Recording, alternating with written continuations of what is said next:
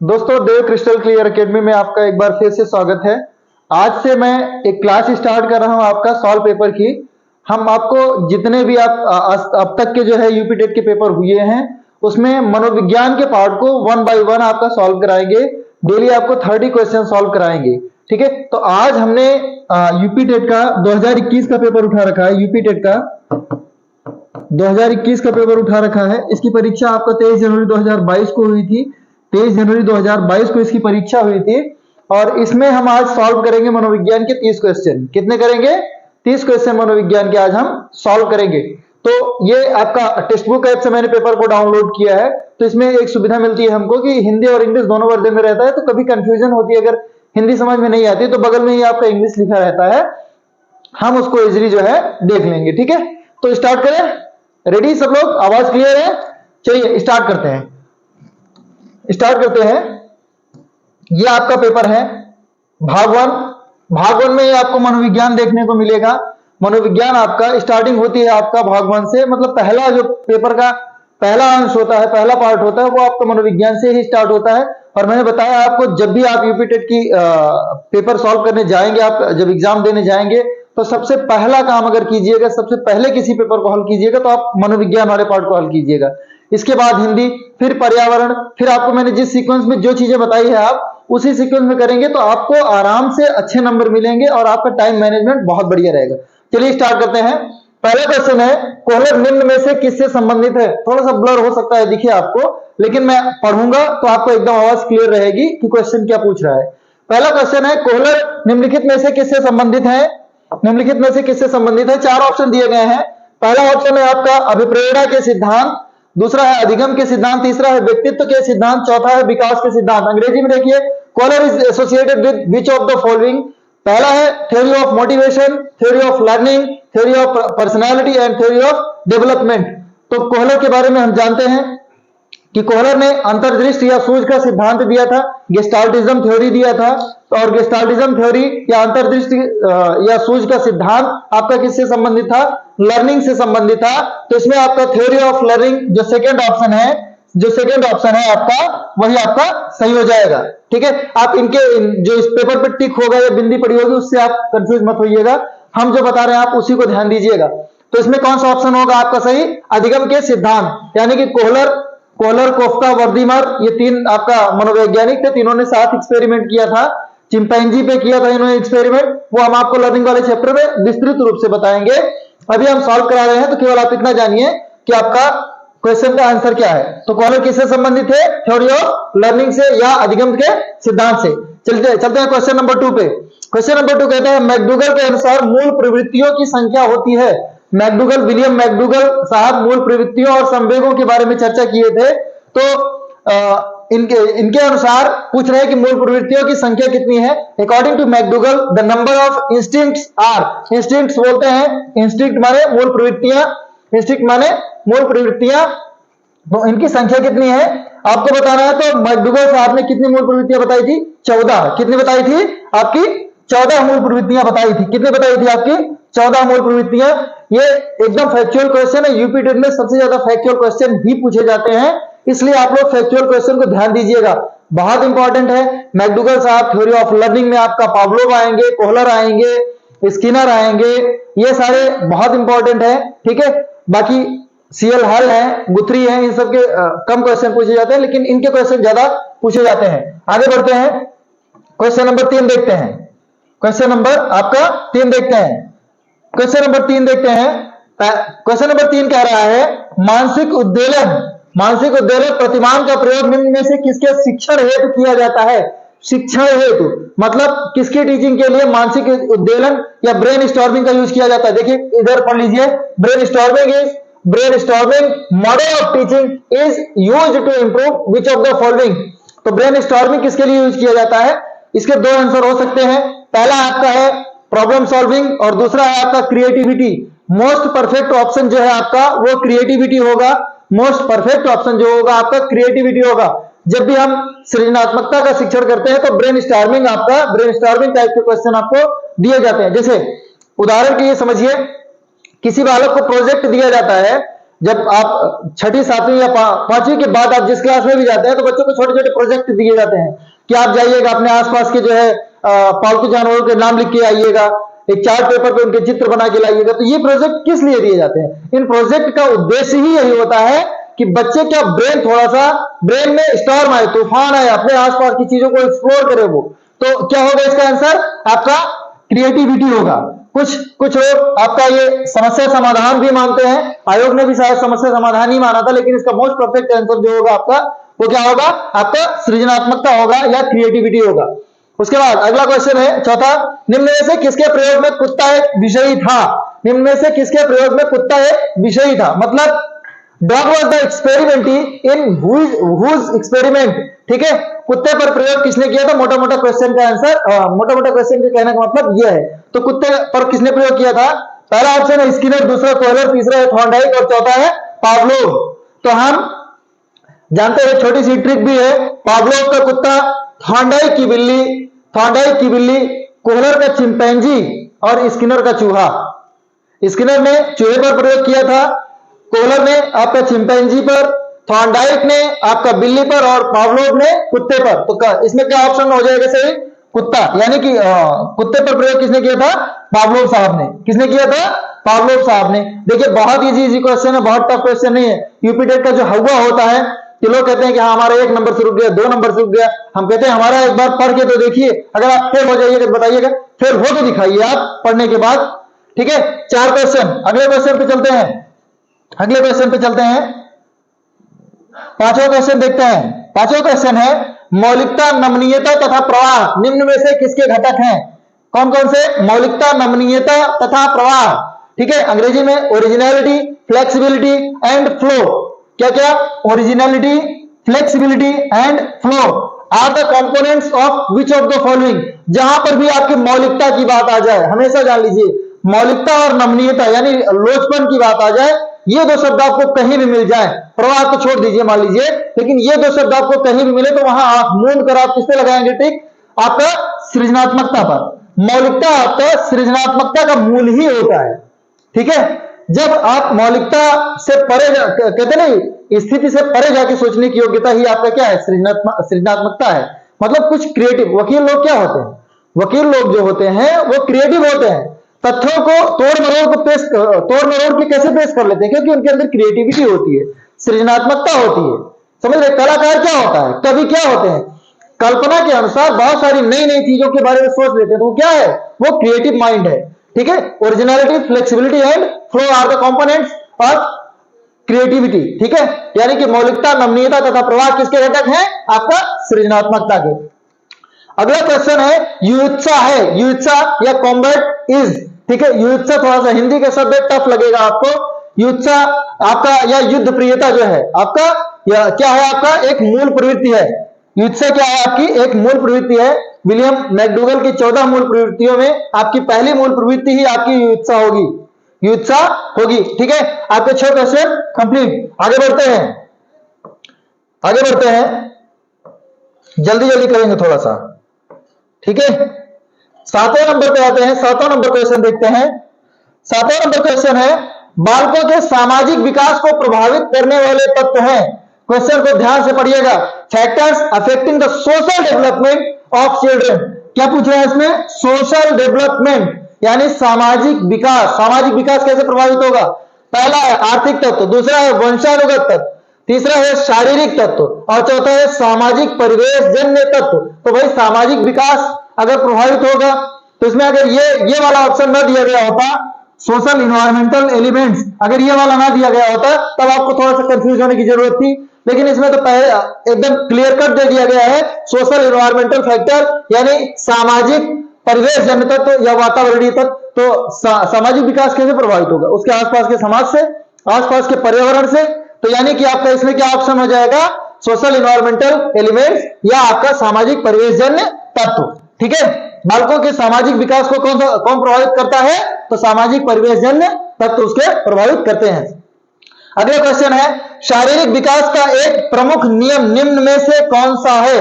शारीरिक विकास का एक प्रमुख नियम पूछ रहे हैं, शारीरिक विकास का एक प्रमुख नियम, ठीक है। देखिए जब बच्चा पैदा होता है, हम अभिवृद्धि और विकास वाले चैप्टर में आपको पढ़ाए हैं, आप हमारी क्लासेस में देखिएगा जो रेगुलर चल रही हैं उसमें देखिएगा, तो आपको मिलेगा जब बच्चा आपका जन्म लेता है उसके बाद जब सहसों में पहुंचता है तो उस समय इसका तीव्रतम विकास होता है शरीर का। ठीक है, तीव्रतम विकास कैसे होता है? देखिए बच्चा पहले असहाय सा पड़ा रहता है, लेटा रहता है, फिर धीरे धीरे हाथ पैर चलाना सीखता है, आंखों पर नियंत्रण, हृदय उस पर, सिर पर नियंत्रण, फिर उसके बाद पैर पर नियंत्रण, तो धीरे धीरे मतलब उसका बहुत तेजी से विकास होता है। ठीक है, साल भर में, 1.5 साल में बच्चा जो एकदम असहाय पड़ा रहता था वो आपका चलने लगता है, 2 साल 2.5 साल का बच्चा दौड़ने लगता है। ठीक है, तो कितना तेजी से विकास होता है, यही आपको ढूंढना है इसमें तेजी वाला कहां विकल्प है। तो इसमें पहला है मानसिक विकास से भिन्नता का नियम, शारीरिक विकास का एक प्रमुख नियम पूछ रहे हैं, तो मानसिक विकास से भिन्नता का नियम। दूसरा है कल्पना और संवेगात्मक विकास से संबंध का नियम। तीसरा है द्रुतगामी विकास का नियम, और चौथा है अनियमित विकास का नियम। तो हमने बताया तेजी से विकास, तो शारीरिक विकास का प्रमुख नियम क्या है? तो सबसे प्रमुख नियम आपका क्या मिलेगा? द्रुतगामी विकास का नियम। द्रुतगामी विकास का नियम, लॉ ऑफ रैपिड ग्रोथ। ठीक है, तो बालकों के इसमें देखिए क्वेश्चन में आपको ध्यान दीजिएगा, शब्दों को पकड़ना है। इसमें पूछा गया फिजिकल डेवलपमेंट के बारे में। किसके बारे में पूछा गया है? फिजिकल डेवलपमेंट यानी शारीरिक विकास के बारे में, शारीरिक विकास का नियम। तो ये वाला विकल्प तो वैसे ही कट जाएगा। देखिए मानसिक विकास से भिन्नता का नियम तो वैसे ही कट गया। आप डिलीशन मेथड भी आप यूज कर सकते हैं, अगर चाहे तो डिलीशन मेथड भी यूज कर सकते हैं। कल्पना और संवेगात्मक विकास से संबंध, कल्पना और संवेग कहां रहेंगे? आपके मन में रहेंगे, मस्तिष्क में रहेंगे, तो ये वाला भी ऑप्शन सही हो ही नहीं सकता। ठीक है, उसके बाद अनियमित विकास का नियम, तो हमारा शरीर अनियमित रूप से तो कभी विकसित होता ही नहीं, तो आप ये भी ऑप्शन काट सकते हैं। तो बाकी आपका सबसे सही ऑप्शन क्या बचेगा? द्रुतगामी विकास का नियम, यानी कि शारीरिक विकास का एक प्रमुख नियम क्या होगा आपका? द्रुतगामी विकास का नियम। ठीक है, क्लियर है ना? आगे बढ़ते हैं, 9वें क्वेश्चन पे चलते हैं। 9वां क्वेश्चन है आपका। 9वां क्वेश्चन कहता है निम्नलिखित में से कौन सा विकास का सिद्धांत नहीं है? देखिए इन शब्दों पर जरूर ध्यान दीजिएगा। ठीक है, नहीं है पूछा है तो ध्यान दीजिएगा। विच of the following is not the theory of development? Not the theory of development मतलब विकास का सिद्धांत नहीं है। विकास के सिद्धांत अभिवृद्धि और विकास के चैप्टर में मैंने पढ़ाया है, इसको आप ध्यान से देख लीजिएगा, वीडियो तो समझ में आ जाएगा। पहला है theory of condition reflex. Condition reflex आपका यानी वो अनुकूलित प्रत्यावर्तन सिद्धांत। प्रत्यावर्तन सिद्धांत आपको मिलेगा किसमें? लर्निंग वाले चैप्टर में। ठीक है, तो इसमें not the theory of development तो पहले ही मिल जा रहा है आपका कंडीशन रिफ्लेक्स, तो पहले विकल्प पे ही जब मिल जा रहा है आपको उत्तर, तो आगे जाने की जरूरत नहीं। फिलहाल अगर चाहो तो चले जा सकते हो, आगे भी देख सकते हो कि हो सकता है और कुछ मिल जाए। समान प्रतिमान का सिद्धांत यह है। ठीक है, परस्पर संबंध का सिद्धांत ये भी है, निरंतर विकास का सिद्धांत ये भी है। तो इसमें कौन सा विकास का सिद्धांत नहीं है? तो अनुकूलित प्रत्यावर्तन सिद्धांत जो है आपका वो विकास का सिद्धांत नहीं है, जबकि वो आपका किसका सिद्धांत होगा? सीखने का सिद्धांत होगा। वो हम लर्निंग वाले चैप्टर में कवर अप करेंगे। अगला क्वेश्चन है विकास के परिणाम स्वरूप नवीन विशेषताएं और नवीन योग्यताएं प्रकट होती हैं, यह कथन किसने दिया है? Development results in new characteristics and new abilities, this statement is given by. तो आप अभिवृद्धि एवं विकास के चैप्टर में ही आप एलिजाबेथ हरलॉक का कथन पढ़ेंगे कि अभिवृद्धि विकास तक ही सीमित नहीं है।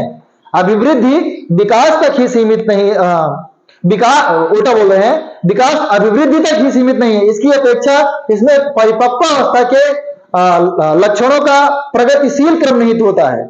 विकास के फलस्वरूप नवीन योग्यताएं एवं नवीन विशेषताएं प्रकट होती हैं। तो यह कथन किसका होगा? आपका एलिजाबेथ हरलॉक का। एलिजाबेथ हरलॉक का कथन होगा। एलिजाबेथ हरलॉक का कथन होगा। काट दीजिए, काट दो फोन। ठीक है, आगे बढ़ते हैं। 10वें क्वेश्चन के बाद 11वें पे चलते हैं। 11वें क्वेश्चन पे चलते हैं। कह रहा है पूर्व अनुभव के आधार पर संवेदना को अर्थ प्रदान करना।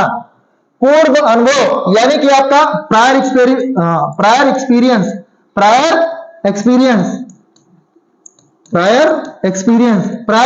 क्या है? आपको कोई चीज पहले से पता है, किसी चीज के बारे में आपको जानकारी है पहले से। ठीक है, प्रायर एक्सपीरियंस या पास्ट एक्सपीरियंस। तो गिविंग मीनिंग टू सेंसेशन मतलब संवेदना। ठीक है, sensation on the basis of past experience. ठीक है, आपकी संवेदनाएं भविष्य में कब प्रकट होती है? जब आप पहले से उस संवेदना को फील किए होते हैं, उस संवेदना को जिए होते हैं। इस क्वेश्चन में क्या है, पूर्व अनुभव के आधार पर संवेदना को अर्थ प्रदान करना कहलाता है। तो पहला है कल्पना, दूसरा है चिंतन, तीसरा है स्मृति और चौथा है प्रत्यक्षीकरण। तो संवेदना, अगर आप पहले से कोई अनुभव है और आप वो चीज आपके सामने दोबारा आती है कभी, तो क्या होगा, उसको कहते हैं प्रत्यक्ष आ गई। कोई चीज क्या आ गई हमारे, प्रत्यक्ष आ गई। तो इसमें ऑप्शन क्या लगाएंगे हम, प्रत्यक्षीकरण। पूर्व अनुभव के आधार पर संवेदना को अर्थ प्रदान करना क्या कहलाता है आपका, प्रत्यक्षीकरण। Giving meaning to sensation on the basis of past experience is called sensation, is called perception. क्या कहलाएंगे, क्या कहेंगे इसको, परसेप्शन कहेंगे। अगला क्वेश्चन, सीखने में प्रयास व भूल के सिद्धांत का प्रतिपादन। बहुत एकदम हल्का क्वेश्चन है। प्रयास एवं भूल का सिद्धांत या प्रयत्न एवं त्रुटि का सिद्धांत या थॉर्नडाइक का संबंधवाद। ठीक है, तो ये आपका किसका क्वेश्चन हो जाएगा, थॉर्नडाइक। एकदम क्रिस्टल क्लियर है, इसमें कोई आपको बहुत माथापच्ची करने की जरूरत नहीं है। Who has propounded the law of trial and error of learning. Law of trial and error या आपका theory of trial and error, trial and error theory. ठीक है, तो किसका सिद्धांत है ये, थॉर्नडाइक का। आगे बढ़ते हैं, 13वें क्वेश्चन पे चलते हैं। 13वां क्वेश्चन कहता है आपका औसत बुद्धि वाले बालकों की का बुद्धिलब्ध स्तर होगा। औसत बुद्धि, औसत बुद्धि मतलब एवरेज स्टूडेंट क्या होंगे, उनका बुद्धिलब्ध आईक्यू कितना होगा, एवरेज स्टूडेंट का आईक्यू कितना होगा। IQ level of average intelligence children will be between. तो हम जानते हैं कि औसतन जो है 90 से 110 आपका औसतन आपका बुद्धिलब्ध जिसका होता है वो औसत बालक कहलाते हैं। तो 90 से 110 वाला ऑप्शन ढूंढते हैं। 70 से 79, 110 से 114, 90 से 109। तो यानी कि 90 से 110 नहीं है, यानी 90 109 आपका सबसे करीबी ऑप्शन है, तो ये आपका सही हो जाएगा। अगला क्वेश्चन, निम्न में से कौन तरल क्रिस्टलीय बुद्धि के प्रतिमान के प्रतिपादक थे। तरल क्रिस्टलीय आपका बुद्धि, who among the following has proposed fluid mosaic model, FMM, fluid mosaic model of intelligence. ठीक है, तरल बुद्धि किसकी थी आपका, ये कैटल की थी। कैटल साहब ने तरल क्रिस्टलीय बुद्धि का के सिद्धांत का प्रतिपादन किया था। इन्होंने दो तरह की बुद्धि बताई थी, तरल बुद्धि और ठोस बुद्धि। तरल बुद्धि और ठोस बुद्धि हम इसको पढ़ाएंगे बुद्धि वाले चैप्टर में, बुद्धि वाले चैप्टर में, तब इसके ऊपर विस्तृत प्रकाश डालेंगे कि तरल बुद्धि क्या है, ठोस बुद्धि क्या है, इसमें कौन से फैक्टर इंक्लूडेड होते हैं और उसमें तरल में कौन से फैक्टर्स होते हैं और ठोस बुद्धि में कौन से फैक्टर्स आते हैं। ठीक है, अगला क्वेश्चन, क्रिया प्रसूत अधिगम सिद्धांत, theory of condition learning. Condition learning हमने बताया था आपको, स्किनर याद करिए, operant conditioning theory. Operant conditioning theory किसकी है, आपकी स्किनर साहब की है। स्किनर साहब की एकदम फैक्चुअल क्वेश्चन है, तथ्यात्मक क्वेश्चन, रटे रटाए क्वेश्चन कि आप आंख मूंद के क्वेश्चन पे आप टिक कर दीजिए। ठीक है, आगे बढ़ते हैं, आपके 15 क्वेश्चन हो गए हैं।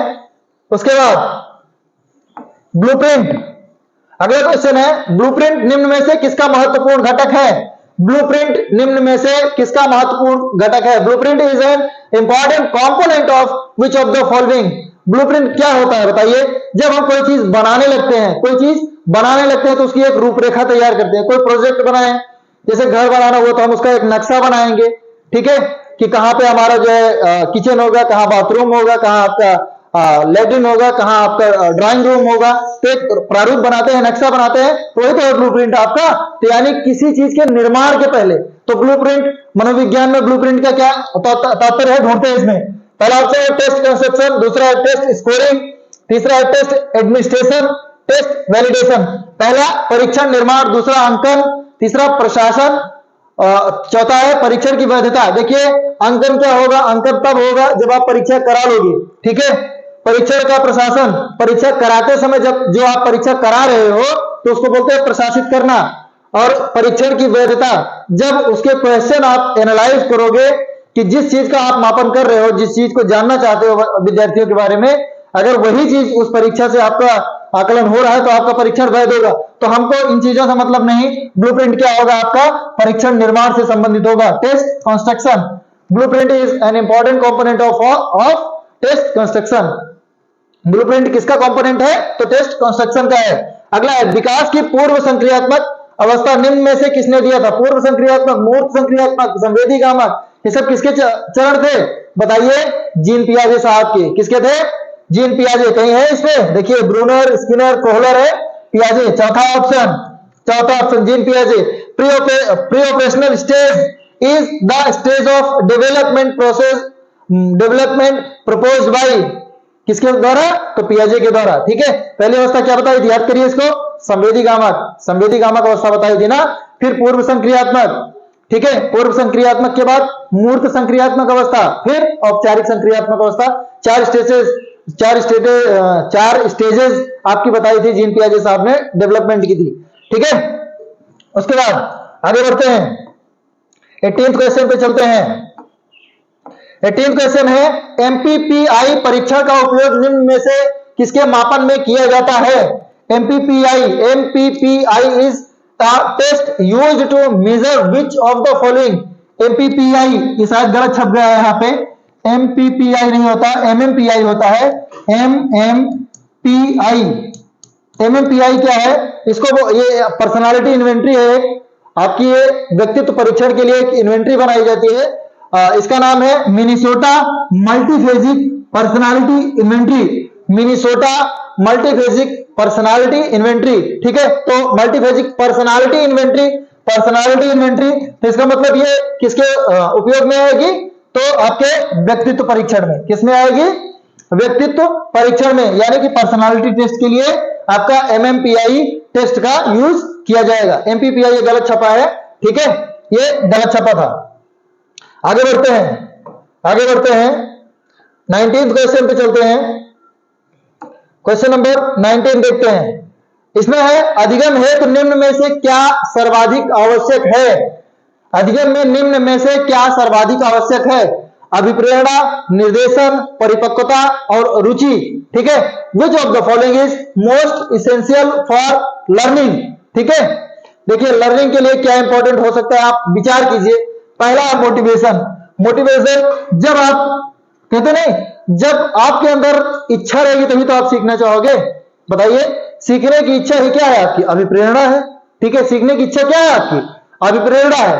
तो यानी कि पहला ऑप्शन सही हो जाएगा। और ऑप्शन भी देखते हैं। दूसरा है गाइडेंस। हम कह दिए कि जब अपने बच्चे से कह दिए कि जाओ बेटा काका काका लिख डालो, ठीक है, तो निर्देश दे दिए, लिखेगा कि नहीं लिखेगा ये उसकी मर्जी है, उसका मन रहेगा तो लिखेगा, नहीं मन रहेगा नहीं लिखेगा।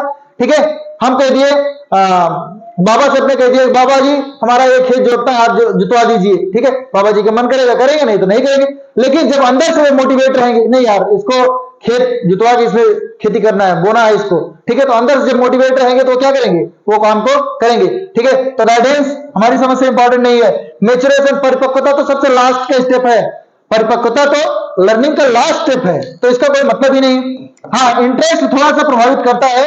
विच of the following is most essential, लेकिन इसमें क्वेश्चन पढ़िएगा आप तो लिखा है मोस्ट इसेंशियल। इंटरेस्ट तो आपका ठीक ही है, अगर आपकी रुचि है तो बढ़िया से लर्निंग होगी, कम रुचि है तो थोड़ा सा कम लर्निंग होगी, यही इतना होगा। ठीक है, लेकिन आप जब मोटिवेटेड रहोगे तो आप चीजों को सीखना चाहोगे। कितनी जिज्ञासा की प्रवृत्ति आपके अंदर है, तभी आप नई चीजें सीखना चाहोगे। तो जिज्ञासा कहां से आती है? मोटिवेशन से। ठीक है, देखिए अभी वर्तमान में कितने मोटिवेशनल चैनल चल रहे हैं। यूट्यूब पे देखोगे आप, हजारों की संख्या में आपको मोटिवेशनल चैनल मिल जाएंगे। क्यों? क्योंकि मोटिवेशन से ही आपको सीखने का, कुछ नया करने का आपको जज्बा पैदा होता है। तो आपको लर्निंग के लिए सबसे ज्यादा इंपॉर्टेंट क्या मिलेगा? आपको मोस्ट इंपॉर्टेंट मोटिवेशन या अभिप्रेरणा। अगले क्वेश्चन चलते हैं। शैशव काल का समय है, शैशव काल का समय है। अब देखिए ये क्वेश्चन थोड़ा सा कंफ्यूजिंग रहेगा आपको। द पीरियड ऑफ इन्फेंसीहुड, इन्फेंसीहुड, देखिए अगर आप अंग्रेजी पढ़ेंगे तो थोड़ा सा क्लियर होंगे, लेकिन अगर आप हिंदी में पढ़ेंगे तो शैशव काल या शैशव अवस्था आपका अमूमन आपको 0 से 6 वर्ष मानी जाती है। कितनी मानी जाती है? 0 से 6 वर्ष। लेकिन जब आप अंग्रेजी वाला पढ़ेंगे इन्फेंसीहुड, तो इन्फेंसी का मतलब होता है नवजात। इन्फेंट का मतलब होता है नवजात। नवजात किसको कहेंगे? जो तुरंत जन्मा रहेगा उसी को नवजात बोलेंगे। तो इसमें ऑप्शन हम ढूंढते हैं क्या क्या है। पहला है फ्रॉम 12 ईयर्स टू 18 ईयर्स, ये तो हो ही नहीं सकता, क्योंकि आपका इन्फेंट नवजात जो रहेगा वो 12 से 18 साल का हो ही नहीं सकता नवजात, क्योंकि वो अवस्था किसकी होती है? वो टीनेज में चली जाती है।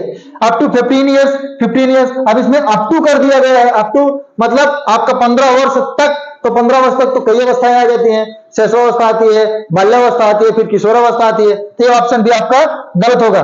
फ्रॉम बर्थ टू 6 ईयर, ये ऑप्शन सही हो सकता है, लेकिन शैशव काल की पूछ रहे हैं, पूरी शैशवावस्था की नहीं पूछ रहे हैं। इसमें शैशव काल, केवल शैशव काल की पूछ रहे हैं, पूरी शैशवावस्था का आपका क्या बोलते हैं समय नहीं पूछ रहे हैं। तो हमारी समझ से ये ऑप्शन भी आपका सही नहीं होना चाहिए। तो आपका लास्ट ऑप्शन बच रहा है फ्रॉम बर्थ टू 2 ईयर्स। ये आपका कोल एवं ब्रूस ने बताया था, आपने कोल एवं ब्रूस ने ये वाला ऑप्शन बताया था आपका शैशव काल के बारे में। कोल एवं ब्रूस ने इसके बारे में बताया था कि 0 to 2 ईयर्स जो है आपका 0 to 2 ईयर्स आपका शैशव काल की अवधि होती है। किसकी अवधि होती है? शैशव काल की अवधि होती है। किसकी? शैशव काल की अवधि आपकी कितनी होती है? 0 से 2 वर्ष। तो यानी कि आपका जन्म से 2 वर्ष की अवधि क्या है? शैशव काल की अवधि है। आगे बढ़ते हैं, 21वें क्वेश्चन पे चलते हैं। कोहलर अपने प्रयोग से यह सिद्ध करना चाहते थे कि अधिगम के बारे में चर्चा कर रहे हैं।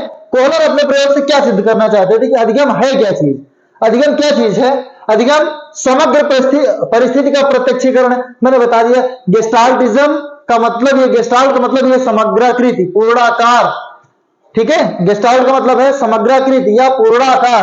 तो पहले ये ऑप्शन पे आपको मिल रहा है समग्र परिस्थिति का प्रत्यक्षीकरण है। तो बिना आप पूछे पहले ही क्वेश्चन पे आप टिक कर दीजिए, बिना पूछे ही आप पहले ही ऑप्शन पे टिक कर दीजिए। ठीक है, और ऑप्शन देख लीजिए, मानव का अधिगम प्रयोजनपूर्ण है। तो अधिगम तो हमेशा ही प्रयोजनपूर्ण होता ही है। जानवरों में मनुष्य से श्रेष्ठ होता है अधिगम, ये गलत है ऑप्शन। या अधिगम एक स्वतंत्र प्रक्रिया है? नहीं, अधिगम एक निर्देशित प्रक्रिया होती है। ठीक है, तो पहला ही ऑप्शन। कोहलर की बात करें तो कोहलर आपका पूर्णाकार या समग्राकृत के बारे में आप चर्चा करते थे, तो इसलिए कोहलर अपने एक्सपेरिमेंट के माध्यम से, प्रयोग के माध्यम से सिद्ध करना चाहते थे कि जो लर्निंग है वह पूरी परिस्थिति का, समग्र परिस्थिति का एक प्रत्यक्षीकरण है। ठीक है, अगला क्वेश्चन है, किसने पाठ योजना की पंचपदीय प्रणाली का प्रतिपादन किया था? पंचपदीय प्रणाली की जब भी बात करेंगे आपका, तब किसका नाम आएगा? हर्बार्ट का। किसका नाम आएगा? हर्बार्ट का नाम आएगा। तो इसमें ढूंढ लो हर्बार्ट कहां पे है? तो हर्बार्ट आपका नीचे है, चौथे नंबर पे, तो आप हर्बार्ट लगा दीजिए। ठीक है, थ्योरी ऑफ 5 स्टेप सिस्टम, ये आपका 5 step system of lesson plan, ये आपका पाठ योजना के 5 पद बताए थे इन्होंने कि पाठ योजना कैसे बनाई जाती है। जब आप बीएड करते हैं या डीएलएड करते हैं, तो आप जब आपकी प्रैक्टिकल टीचिंग लगती है तो उसमें आपसे पाठ योजना बनवाई जाती है। तो पाठ योजना कैसे बनाई जाए उसी के बारे में आपका हर्बार्ट साहब ने बताया था कि 5 पदों में आपका ये पाठ योजना बनाई जाती है। हम चर्चा करेंगे इसके बारे में आगे। ठीक है, क्लास में जब क्लास लेंगे तब कि क्या 5 पद थे और कैसे कैसे किस पद में क्या किया जाता है। ठीक है, अगला क्वेश्चन पे चलते हैं। निम्नलिखित में से ग्रंथियों के आधार पर व्यक्तित्व के विभिन्न प्रकारों की चर्चा किसने की थी? ठीक है, ग्रंथियों के आधार पे यानी ग्लैंड्स की। Who described different types of personality based on glands, based on glands. तो हम जानते हैं कि मानव शरीर में बहुत सारी ग्रंथियां पाई जाती है, पिट्यूटरी है, एड्रिनल है, आपका थायराइड है। ठीक है, तो ये सारी ग्लैंड्स पाई जाती है। ग्लैंड्स के आधार पर पूछ रहे हैं कि किसने आपका पर्सनालिटी के विभिन्न प्रकार बताए थे, व्यक्तित्व के विभिन्न प्रकार बताए थे। तो क्रेस्मर साहब ने नहीं बताया था। क्रेस्मर आपका शारीरिक शरीर रचना के, स्प्रेंगर आपका दूसरा बताए थे, जुंग आपके बिल्कुल नहीं है। तो इसमें कैनन आपका सही है। ग्रंथियों के आधार पर कैनन साहब ने 3 प्रकार के व्यक्तित्व बताए थे। कितने प्रकार के? 3 प्रकार के व्यक्तित्व बताए थे पर्सनालिटी वाले चैप्टर में। इसकी हम चर्चा करेंगे। पिट्यूटरी के आधार पर बताया था इन्होंने, और आपका एड्रिनल ग्लैंड के आधार पर, जैसे एड्रिनल ग्लैंड जिसमें बहुत ज्यादा प्रभावी होती है, गुस्सैल प्रवृत्ति के होते हैं। ठीक है, वे बालक, वे व्यक्ति आपका जिसमें एड्रिनल ग्लैंड की जो है आपका प्रधानता होती है, वह आपका थोड़ा सा गुस्सैल प्रवृत्ति के होते हैं, लेकिन किसी कार्य को करने में बहुत एक्टिव होते हैं।